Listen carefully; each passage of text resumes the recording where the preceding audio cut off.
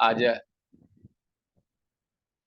चाह रहा था कि कोई मेहमान को बुलाएं। एक आध लोगों को मैंने संपर्क किया, लेकिन कोई मिल नहीं पाया। इसलिए आज भी आपको मेरी आवाज सुनना है और प्रभु की वचन की ओर हमारे ध्यान को हम ले जाएंगे। दिन के समय में मैंने आपको बताया था, और भाई इस शाम के समय में भी मैंने बताया कि इस बार की हमारे प्रार्थना का विषय क्या है, उपवास का मुद्दा क्या है। खास तौर पर मेरा हृदय को हमेशा, विशेषकर इन दिनों में, पिछले कुछ महीनों से या कुछ सालों से सबसे ज्यादा दबा के रखने वाला एक बात, वो है पवित्रताई को सिद्ध करना, perfecting holiness in the fear of God. परमेश्वर के भय में पवित्रताई को सिद्ध करना। एक वचन पढ़ करके हम आगे बढ़ेंगे। कुरिन्थियों के लिए दूसरी पत्री 7 का पहला, कुरिन्थियों के लिए दूसरी पत्री 7 का पहला।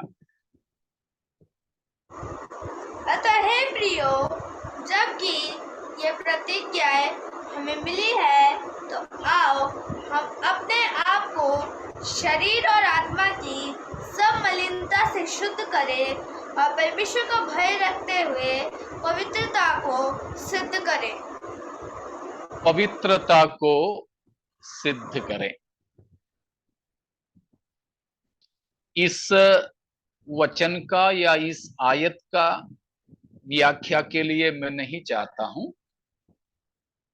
हम इससे पहले भी इस वचन को अलग अलग वीक्षण कोण से मनन कर चुके हैं। हम उसमें से वो प्रयोग ही जो पौलुस प्रेरित ने किया है उधारी में लेते हैं कि परमेश्वर के भय में पवित्रता को सिद्ध करना, perfecting holiness in the fear of the Lord. उस सिलसिले में आज दिन में हमने जो मनन किया उपवास के बारे में था। इस मुद्देनजर में उपवास क्या है, उपवास का बाइबल बताने वाले दो विशेष अर्थ को हमने देखा। जो दिन में आए थे उनको याद होंगे, जो दिन में नहीं थे उनके लिए मैं दोहराता हूं वो दोनों नाम। वो है अपने अपने जीव को दुख देना, और दूसरा परमेश्वर के सामने अपने आप को दीन बनाना या दीन करना। और एक बार हम उन वचनों को पढ़ेंगे। अपने अपने जीव को दुख देना, अफ्लिक्टिंग आवर सोल्स। लेवी व्यवस्था 23 अध्याय का 27वां वचन, 23-27।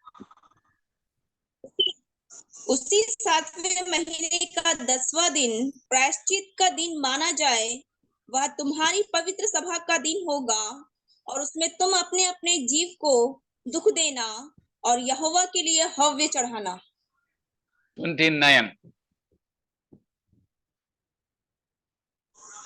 इसीलिए जो प्राणी उस दिन दुख न सहे, वह अपने लोगों में से नष्ट किया जाएगा।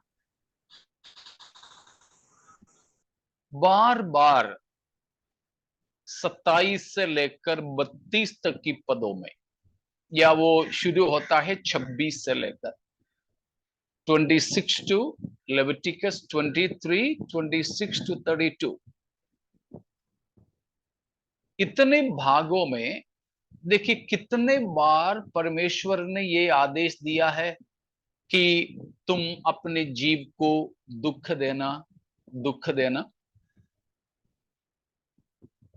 देखिए अपने बाइबल में कितने बार दुख देने के बारे में या दुख ना देने वाले अपने लोगों में से काट दिया जाए करके बताया है।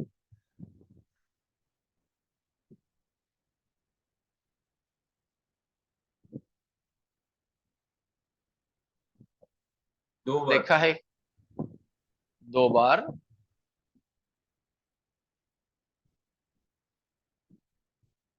दो से ज्यादा नहीं तो नहीं है ना?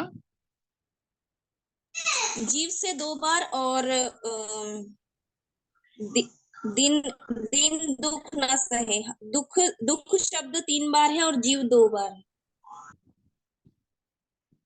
ठीक है।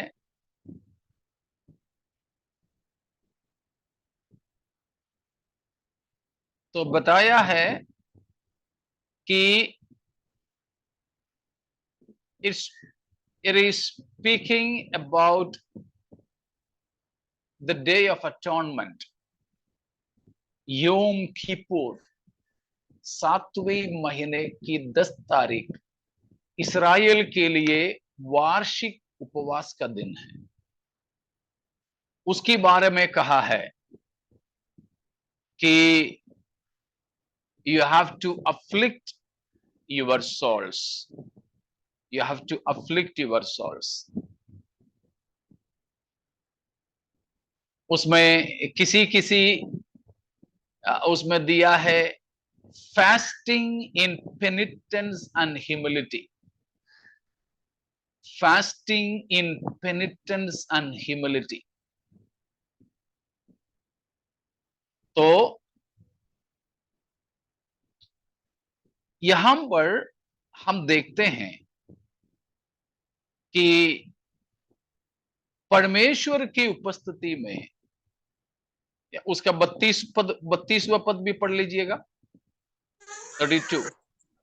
वह दिन तुम्हारे लिए परम विश्राम का हो, उसमें तुम अपने अपने जीव को दुख देना और उस महीने के 9वें दिन की सांझ से लेकर दूसरी सांझ तक अपना विश्राम दिन माना करना। शाम 6 से अगला दिन शाम 6 तक है यहूदियों का एक दिन। यहां पर इसलिए बताया 9 तारीख शाम से 10 तारीख शाम तक ये जो प्रायश्चित का दिन मनाना है। प्रायश्चित का दिन का मतलब है ए डे ऑफ फास्टिंग, एक उपवास का दिन। उपवास का दिन का मतलब है अपने अपने जीव को दुख देने वाला दिन। इब्रानी में अनुवाद करें तो ANAH, आना करके वो शब्द है, अफ्लिक्ट। अफ्लिक्टस लैटिन में है, लैटिन भाषा में अफ्लिक्टस। तो यहां पर बताया उपवास में जो है अपने अपने जीव को दुख देना है। और दूसरा हमने देखा था उपवास का एक मतलब है कि अपने आप को दीन करना, अपने आप को दीन करना। एजरा 8 का 21वां पद से हम उस बात को देखे थे। एजरा 8 के 21। Then I proclaimed a fast there at the river Ahava, that we might humble ourselves before our God, to seek from him a safe journey for ourselves, our children, and all our goods. To humble ourselves, we declared a day of fasting. अहावा नदी के पास इज़रा और साथियों ने उपवास की घोषणा की। उपवास में किस लिए उस घोषणा किया? हम अपने आप को परमेश्वर के, हमारे परमेश्वर के सामने दीन करें। ये दो बात उपवास में हमेशा याद रखें। उपवास में हमेशा याद रखने का मुख्य दो बात है कि जीव को दुख देना और दूसरा है परमेश्वर के सामने दीन बनाना। अब जीव को दुख देने का मतलब क्या है? Praise God. उसका मतलब यह है, this word carries with it the idea of humble, quiet reflection of introspection as well as an acknowledgement of confession. It's a time of self-examination and introspection,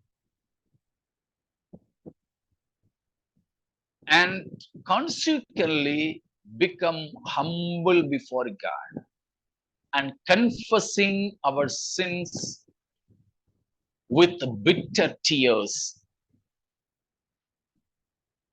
ये जो आना, afflict the soul, जीव को दुख देना, उसका उस शब्द का मतलब है इंट्रोस्पेक्शन, अपने आप को अंदर की ओर झांक करके देखना, खुद को जांचना, अपनी जिंदगी के अंदर की तरफ में हम टॉर्च लाइट लगाना, अपने जीवन को परखना। कैसे परखें? परमेश्वर के वचन की ज्योति में, पवित्र आत्मा की सहायता से। ये दो बात उपवास में बहुत जरूरी है। वचन की ज्योति में, पवित्र आत्मा के अगुवाई में, अपनी जिंदगी की गुप्त क्षेत्रों में हम जांच करें। उस समय और कोई हमारे साथ होना कोई जरूरी नहीं है, बस हम और परमेश्वर की बीच की बात है। प्रार्थना के लिए चाहें किसी का साथ हम ले सकते हैं, लेकिन कोई जरूरी नहीं है। हाँ, व्यक्तिगत उपवास भी है, कलेक्टिव फास्टिंग, मंडली के तौर पर की उपवास भी रहता है। तो उपवास में यह है बहुत ज्यादा जरूरी, जीव को दुख देना, उसके लिए खुद को जांचना होगा। मैंने आज सुबह किसी को व्यक्तिगत तौर पर बताया एक संदेश के द्वारा कि we should keep a good conscience according to a scripturally trained conscience, not a conscience that is hypocritically deceived and sedated. Got it? We should keep a good conscience in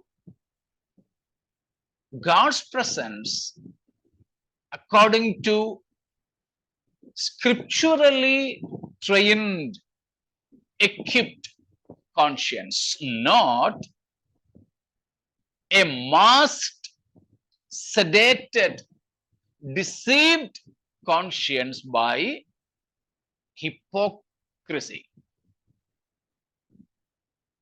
मैंने आज सुबह किसी को व्यक्तिगत हमारी बातचीत में बताया हुआ एक बात है कि हमें परमेश्वर की वचन के अनुसार प्रशिक्षित विवेक के द्वारा एक अच्छा विवेक रखना चाहिए प्रभु की उपस्थिति में। कैसा विवेक? एक अच्छा विवेक। उस विवेक को कैसे हम शिक्षा दें, कैसे ट्रेन करें? परमेश्वर की वचन के द्वारा। और वो कैसा विवेक नहीं होना चाहिए? कपटता की मुखौटा पहना हुआ विवेक नहीं होना चाहिए। कपट भक्ति, पाखंडी भक्ति के द्वारा या पाखंडी भक्ति का नशे से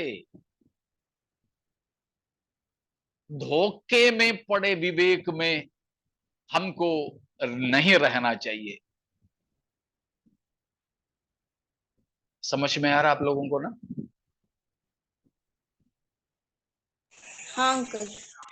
ठीक है, प्रेज गॉड।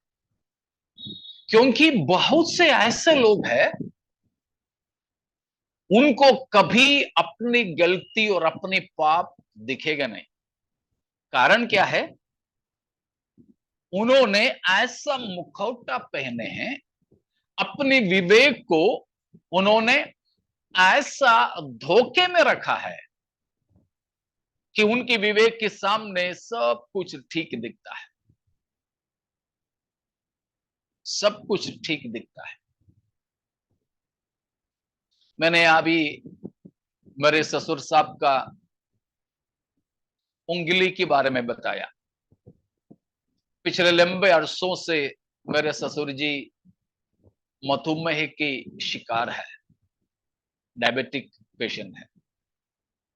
अभी शुगर लेवल ज्यादा नहीं है, फिर भी काफी सालों से शुगर रहने के कारण हाथ पैर वगैरह आप बिल्कुल सुन्न हो गया है, ज्यादा सेंसेशन नहीं है। जब हम लोग गांव में थे तभी उनका उंगली में चोट आई थी। आज मैंने मम्मी से बात करते समय पूछा, क्यों इतना तक जब घाव हुआ तो उन्हें दर्द नहीं होता था? बोला होता था मगर थोड़ा सा, क्योंकि वो पैर जो है लगभग सुन्न है, इसलिए ज्यादा दर्द महसूस नहीं होता था। क्यों दर्द महसूस नहीं होता था? उसका मतलब यह है कि पांव ठीक है? नहीं, उनको दर्द महसूस नहीं होता था, वो एक झूठी एहसास था,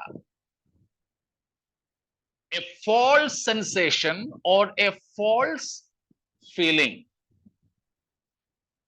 किस वजह से?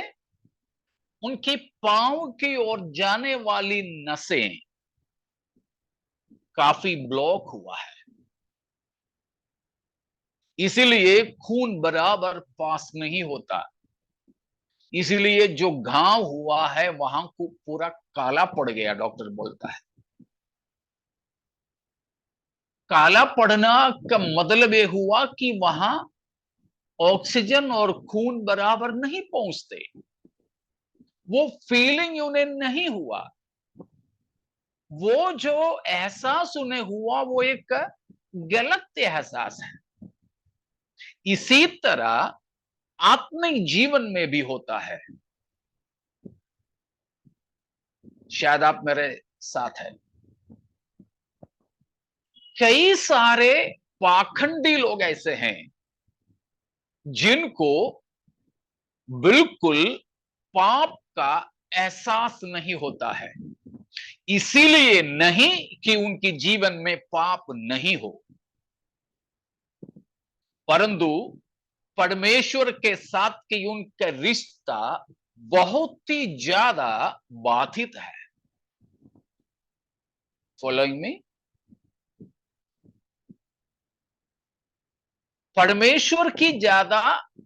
परमेश्वर से उनकी रिश्ता बहुत ही ज्यादा बाधित है, ब्लॉक्ड है। इसीलिए परमेश्वर का जो फीलिंग है, परमेश्वर का जो एहसास है, परमेश्वर का जो आभास है, इन तक नहीं पहुंचते। समझ रहे हो ना? मैं नाम नहीं लूंगा, लेकिन मैं नाम लूं तो आप में से कई सारे लोग पहचानते हैं उस व्यक्ति को। उनका साथ भी ऐसे हुआ था। उनका पैर में कोई फोड़ा हुआ, इनको पता नहीं चला, वो पक गया, पक करके वो फूटा, पता नहीं चला उनको। वो कहीं बैठे थे, बैठ करके वहां से उठे, वहां से चले, तो और लोगों ने बोला ये सब क्या है, आज जहां हम बैठे थे क्या वहां कुछ गंदगी था क्या? बोला नहीं नहीं, कुछ तो गंदगी था, आपका पैर में देखो खून और फस फस वहां से निकल रहा था। उनको पता नहीं चला,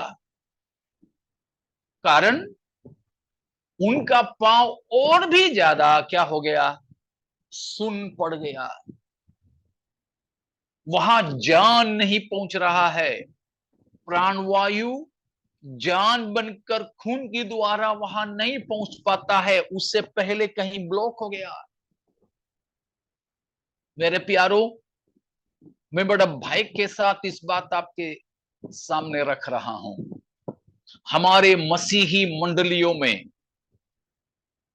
हमारे मसीही क्षेत्रों में ऐसे कई सारे लोग हैं जिनका परमेश्वर के साथ की रिश्ता बंध गया है।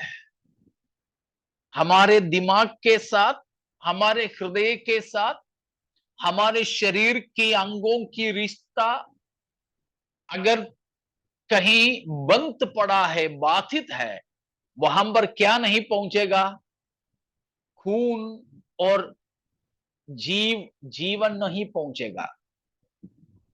वहां फिर कुछ भी हो जाए, सड़ भी जाए, पता नहीं चलेगा। ये दो दृष्टांत मैंने आपको बताया। आपने कोढ़ियों को देखे होंगे, कुष्ठ रोगियों को, लेपर्स, उनका शरीर के अंग सड़कर गिर जाते हैं, उनको कोई एहसास नहीं होता। इसी प्रकार पाप की कुष्ठ जिनमें ज्यादा है, उनको अपने पाप का एहसास कभी नहीं होगा। जिनका रिश्ता परमेश्वर के साथ पाप के द्वारा बहुत ही ज्यादा बाधित है, उनको अपने पापों का आभास नहीं होंगे। बस एक ही चीज कर सकते हैं कि उनका उन अंगों को काट करके फेंगे, यहां तक इलाज करके सुधारने लायक भी शायद नहीं रह पाते। इसीलिए दिस स्पिरिचुअल डिसिप्लिन, ये आत्मिक अनुशासन का परिचय करना जरूरी है। Leaving aside everything else, devote our time, quality time with God, sit along with Him, in so close association and fellowship and try to get into an introspection and know ourselves as the Lord knows us. Try to see ourselves as the Lord sees us. इसीलिए प्यारो, उपवास जैसा आत्मिक अनुशासन, आत्मिक spiritual discipline, आत्मिक अनुशासन की जरूरत है। हम लेकिन इन दिनों ये जो युग है काफी व्यस्तता का युग है। हमको लगता है कि 24 घंटे शायद पूरा हमें नहीं मिल पा रहे हैं। सही है, पिछले दिनों में मैंने कुछ वैज्ञानिक लेखों को पढ़ा, बोला कि इस यूनिवर्स में विश्व तापमान बढ़ने के कारण जो 24 घंटे हमें मिलना चाहिए वो दिन का समय घटने लगा। ज्यादा नहीं, कुछ सेकंडों में, कुछ मिनटों में। अभी उतना वो महसूस नहीं हो रहा है, लेकिन वो लंबे अरसे तक समय घटता चला जा रहा है। हम व्यस्त है, अपने व्यस्तता में हम दौड़ते हैं। प्रभु की उपस्थिति में बैठने के लिए हमारे पास समय नहीं रहता है। हमारे जवानों, बच्चों को भी मैं ये बोलना चाहूंगा, अपनी पढ़ाई की, परीक्षा की, नौकरी की व्यस्तता में हम प्यारों दौड़ लगा के मत रहें। उनमें से कुछ हमें काटना पड़े, छोड़ना पड़े, घाटा भी उठाना पड़े, तो भी परमेश्वर की उपस्थिति में हम आकर अपने आप को परमेश्वर के साथ रहकर जांचने के लिए समय को अलग कीजिए। अगर आपको नौकरी करने वाले विदाउट पे में भी छुट्टी लेकर के प्रभु की सम्मुख में रहना पड़े, आप पीछे नहीं हटिएगा। परीक्षा को छोड़कर भी, ट्यूशन को छोड़कर भी, क्लासेस को छोड़कर भी बच्चों को प्रभु के सम्मुख में रहना पड़े, आप पीछे ना हटें। अपने पढ़ाई से, एंट्रेंस से, परीक्षा से, हमारे नौकरी से सब बढ़कर है हमारे आध्यात्मिक जीवन को परमेश्वर के सामने जांचना, परखना और अपने जीवन को प्रभु के सामने सुधारना। मेरे साथ है ना? Praise God. तो फास्टिंग किस लिए है? पवित्रता को सिद्ध करने के लिए। उसके लिए फास्टिंग में, उपवास में क्या करना है? अपने आप को दुख देना है। कैसे दुख देंगे? 2 तरीके से। पहला मैंने आपको बताया कि, वैसे तो दोनों बताया, लेकिन अलग अलग करके मैं एक और बार बताता हूं। कैसे दुख देंगे हम अपने आप को? बाई अपने आप को जांच कर, परमेश्वर की वचन के अनुसार प्रशिक्षित विवेक के द्वारा अपने आप को जांचते हुए पवित्र आत्मा उसके लिए हमारी सहायता करेंगे। उन हमारी नजरों के लिए अंधेरा से भरी हुई जगहों पर भी पवित्र आत्मा वचन की ज्योति दिखाकर हमें ले चलेंगे। हमें अपने अपराधों को, अपना पापमय स्वभावों को बता के देंगे। तब हम क्या कर सकेंगे? परमेश्वर जैसे हमको देखते हैं वैसे अपने आप को देख सकेंगे। परमेश्वर जैसे हमको जांचते हैं वैसे हम खुद को जान सकेंगे। परमेश्वर जैसे हमको नोइंग जानते हैं, वैसे हम अपने आप को जान सकेंगे। परमेश्वर जैसे हमारे लिए चाहते हैं, वैसे हम अपने लिए चाहत रख सकेंगे। हालेलुया। प्यारों, अपने जीव को दुख देने का पहला पहलू है मेकिंग एन इंट्रोस्पेक्शन, अंदर की ओर देखना।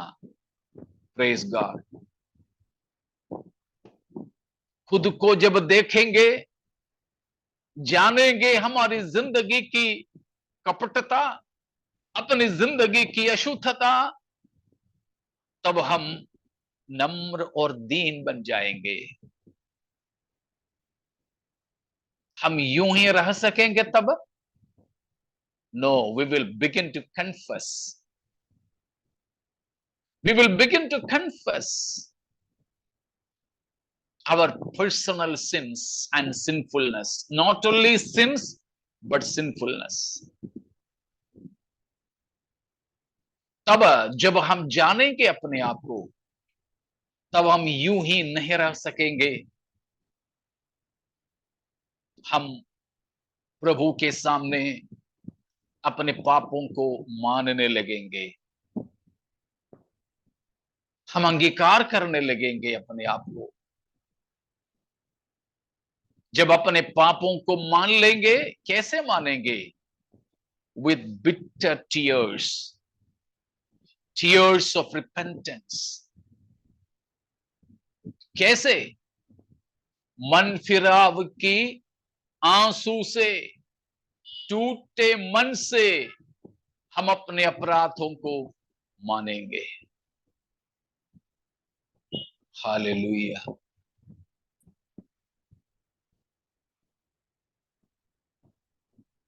शोकित मन के साथ हम प्रभु के सामने अपने गलतियों को, पापों को मानेंगे, अपने पापों को भी और पाप की स्वभावों को भी हम पहचानेंगे। The sins we already committed and the sinful nature in us will bring us down on our knees. हमारे पाप और हमारे अंदर के पापमय स्वभाव हमको घुटने पर लाएंगे, हमको घुटने पर लाएंगे।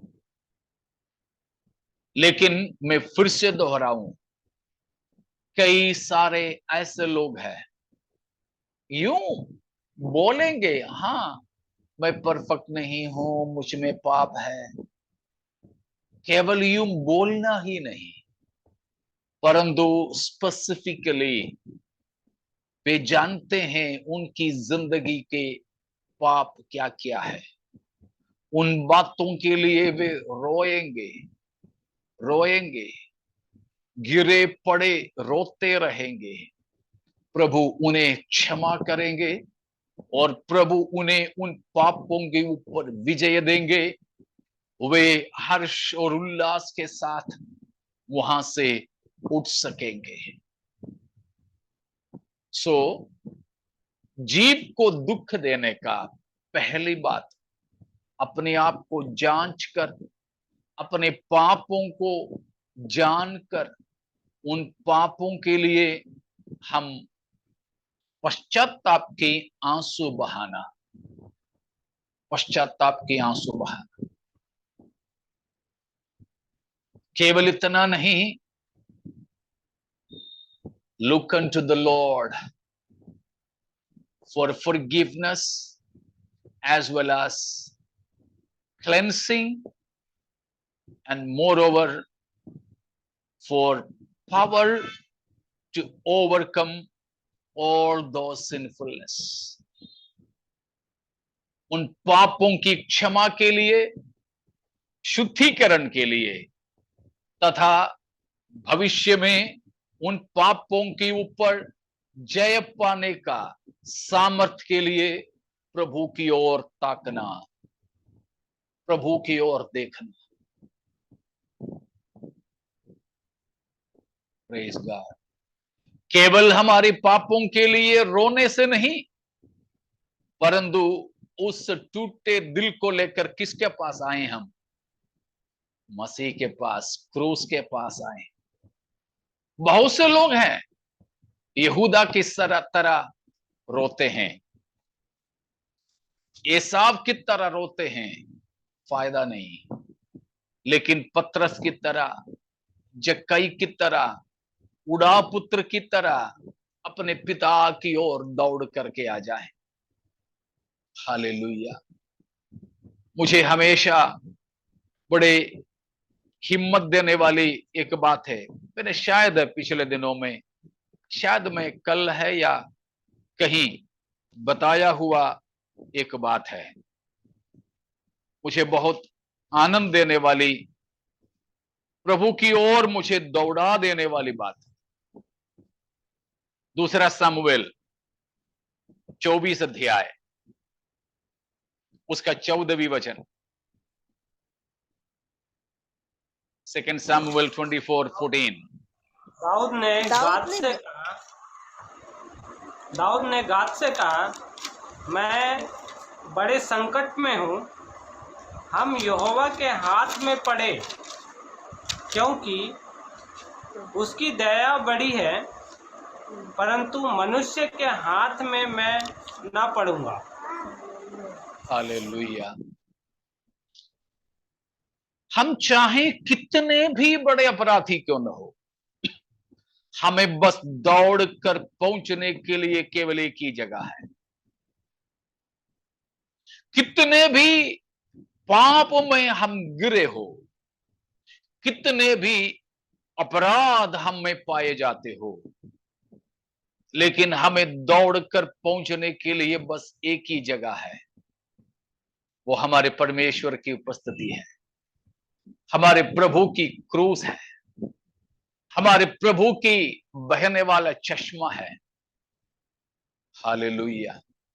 इसीलिए प्यारों, परमेश्वर की वचन हमारी पापों की तरफ में उंगली उठाकर, हम पाप की कुष्ठ से भरे हैं या हम उस डायबिटिक बीमार की तरह हमारी सेंसेशन नष्ट हुआ, ये बोलकर छोड़ नहीं रहा है। प्रभु का वचन हमें बताते हैं, हम कितने भी पाप की वजह से मरे हुए हो तो भी हमें जिला देने वाला एक जीवन का स्रोत है, हम दौड़ कर वहां पर चले। हालेलुया। मेरी जिंदगी में परमेश्वर ने मुझे सिखलाया, पवित्रता की शिक्षा के अनुसार कई बार मैं नहीं जी पाया, लेकिन मैं दौड़कर बार बार प्रभु के पास आता था और मैं अपने प्रभु से ये बोलता था, प्रभु मैं और किसके पास जाऊं तेरे सिवाय। इसलिए आज भी प्यारों, चाहे हमारे जीवन में कितने भी अशुद्धता भरे हो, जितने भी गिरावट हमारे जीवन में आए हो, परवाह नहीं और कहीं हमें जाने की जरूरत नहीं। दया की धनी हमारे परमेश्वर की क्रूस की ओर दौड़ लगाएं और उसकी पांवों को हम ऐसे पकड़ें, उस पापिनी औरत की तरह हमारे पश्चाताप की आंसू से हमारे प्रभु की पांवों को धो डाले। हमारे प्रभु की करुणा अभी तक सूखा नहीं है। हालेलुया। भी जैसे दाऊद ने कहा, 3 विकल्प दिया था गाद ने दाऊद को उसकी पाप के दंड के तौर पर, लेकिन दाऊद ने कहा, बात है 14वीं वचन में हमने पढ़ा, हम परमेश्वर के हाथों में ही गिरे, परमेश्वर के हाथों में ही हम पड़े, इंसान के हाथों में ना पड़ने पावे, क्योंकि परमेश्वर की करुणा बहुत है। आज भी प्यारों मैं आपको बताता हूं, परमेश्वर की करुणा का माप बिल्कुल भी नहीं सूखा। हालेलुया। अभी भी परमेश्वर की करुणा का तालाब भरा है। हम उसमें डुबकी लगा ले, प्रभु के पास पहुंचे। प्रभु करुणा निधान, हमारे अपराधों को क्षमा करने वाले, हमारे पापमय स्वभाव को भी दूर करके इसमें से हमें उभारिए। आपका उत्सव का वस्त्र हमें पहना दे। हालेलुया। हमारे टाट को हटाने के लिए प्रभु के कदमों पर आए। हमारे अंदर पाप क्षमा के आनंद को भरकर, हालेलुया, उद्धार का हर्ष हमारे अंदर देकर हमें जय के उत्सवों में ले चलने वाला परमेश्वर है। Praise God.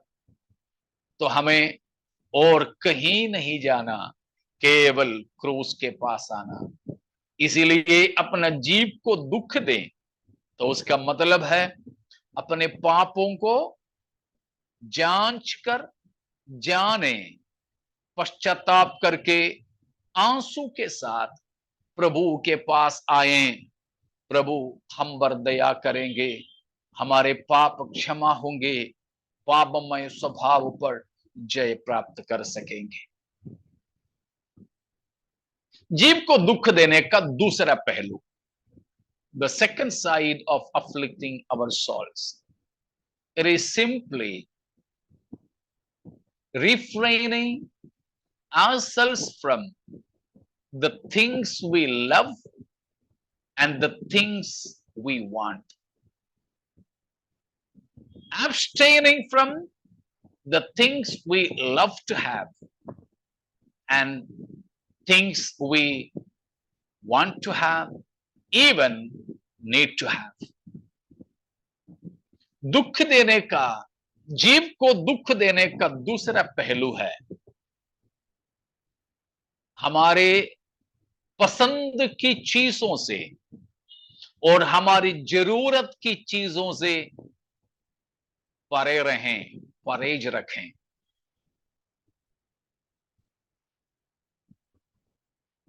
समझ रहे हो ना?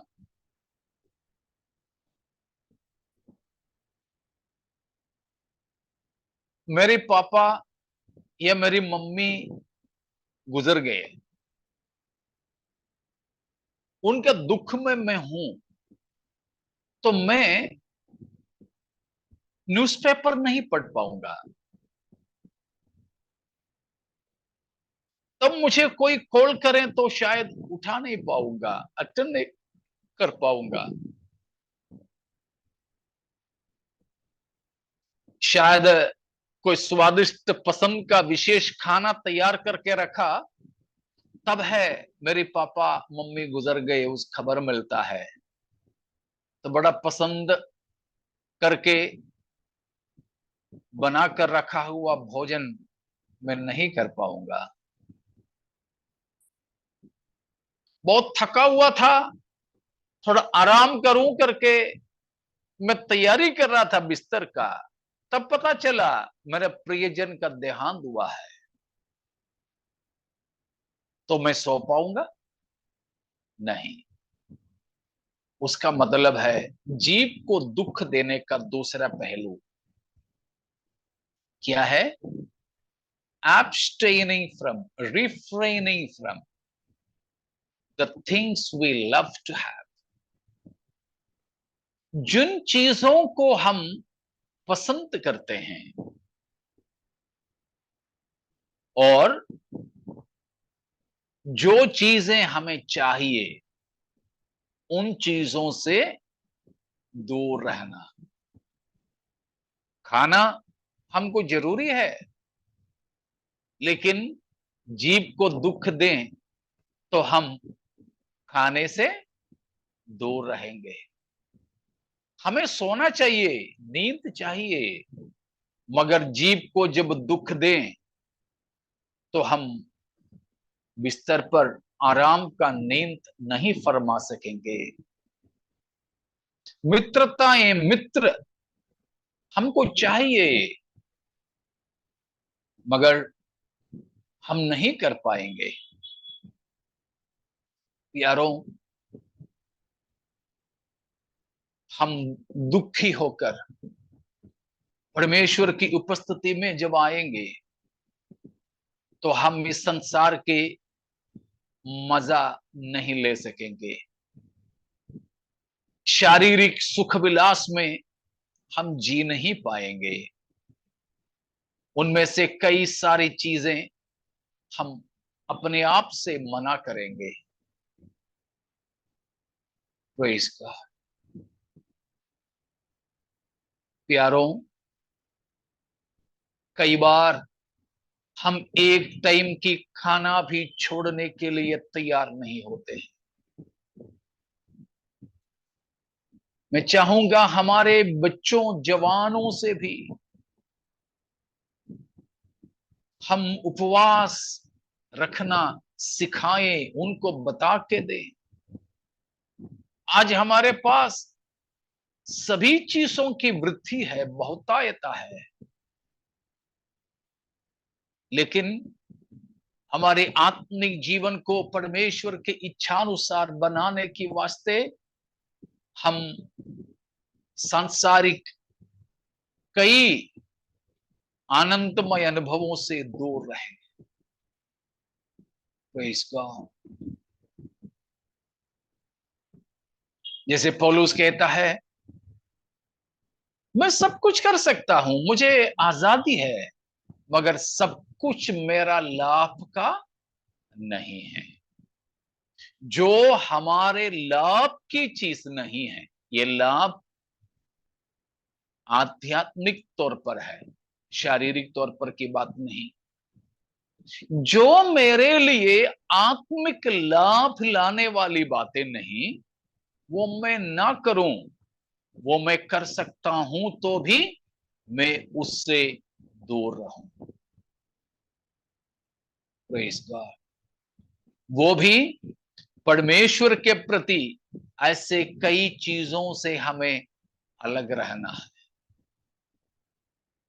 यारों, आज हम अपने जीवन को परखते हुए प्रभु के सम्मुख में आए। उपवास है, उपवास,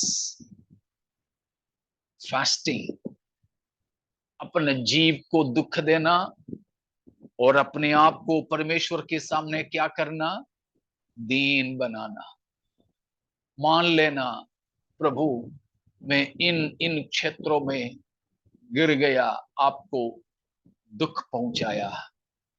प्रेज़ गॉड। अपने जीवनों को हम आज समर्पित करें। अगर पवित्रताई को सिद्ध करना चाहोगे, इन अनुभवों से हमें गुजरना ही होगा। Praise God. इन अनुभवों से हमें जाना ही होगा। जैसे मैंने दिन में बोला था, केवल एक रिचुअल के तौर पर, केवल एक क्रिया के तौर पर, एक कर्म के तौर पर, एक प्रथा के तौर पर हम उपवास लेने वाले ना बने, बल्कि हम परमेश्वर के साथ अपने अधिकतर समय बिताएं। जब परमेश्वर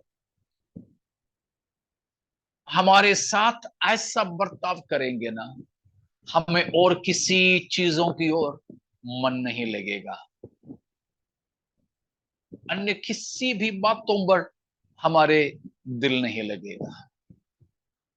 बस परमेश्वर के ही उपस्थिति में हम बने रहेंगे। इस रात्रि क्या प्यारो, हम अपने जीवनों को ऐसा परखने के लिए समर्पित करें, ऐसे दुख देने के लिए समर्पित करें। वो दिन था प्रायश्चित का दिन, वो दिन था प्रायश्चित का दिन, योम किपुर, 7वां महीने का 10 तारीख। Praise God.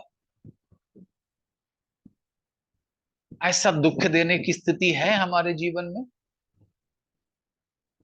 उपवास में, कम से कम उपवास में।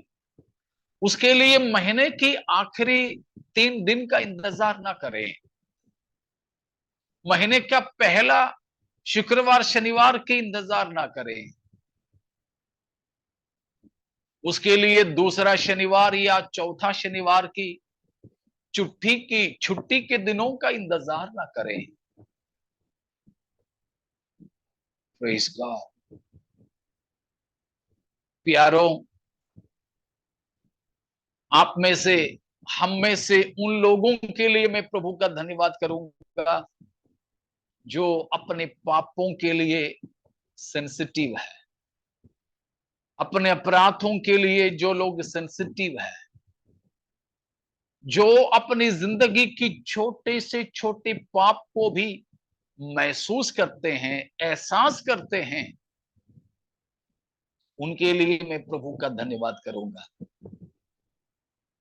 लेकिन उस अनुभव को हम मनफिराव में और अपने जीव को दुख देने में बदलते नहीं,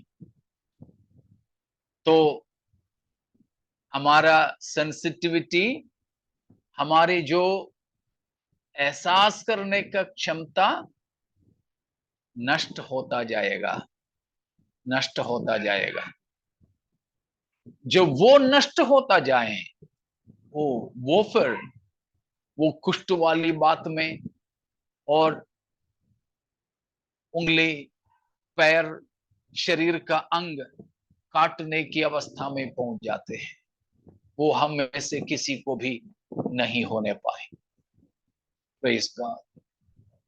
इसलिए कपटता की कोई मुखौटा न पहनकर प्रभु के सत्य वचन के अनुसार अपने आप को हम प्रशिक्षित करें।